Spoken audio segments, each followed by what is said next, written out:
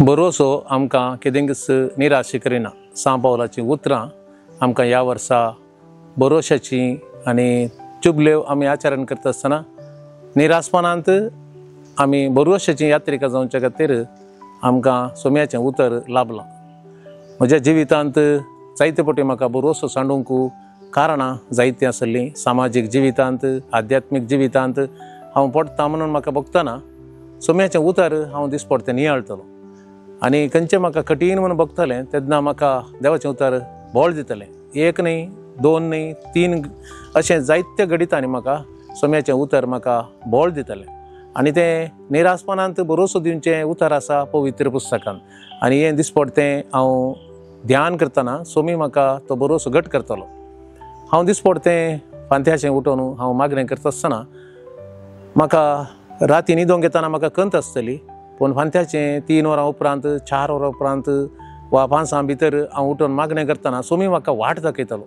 हर एका म्हज्या सवालाक, म्हज्या कठीण कश्टांच्या त्या वेळाक सोमी म्हाका त्या भरोशाची उतरां तो दितलो। अशें म्हाका म्हज्या मागण्याच्या जिवितांत येणे तेणे रेतिरेक वेता आसतना, गायन करता आसतना वा खंयच्याय एक व्हड एक कार्य मांडून हाडटा आसतना ताची तयारी करूंक तो म्हाका कृपा दितलो। कितें असाध्य म्हणून म्हाका बगतलें तें म्हाका साध्य करूंक ताची कृपा वाडटली आनी अशें म्हजें आध्यात्मीक जिवीत जायत्या वर्सांतावन म्हाका चलोवंक कृपा जाली।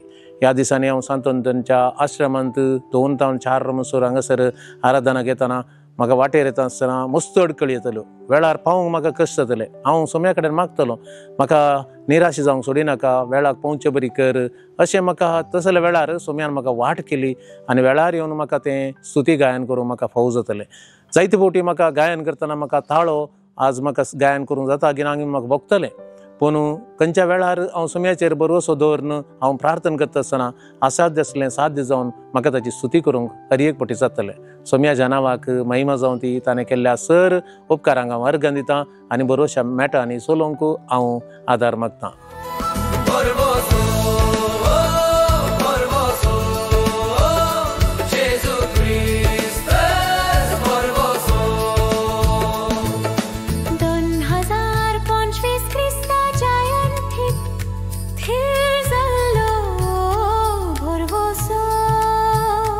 Por vos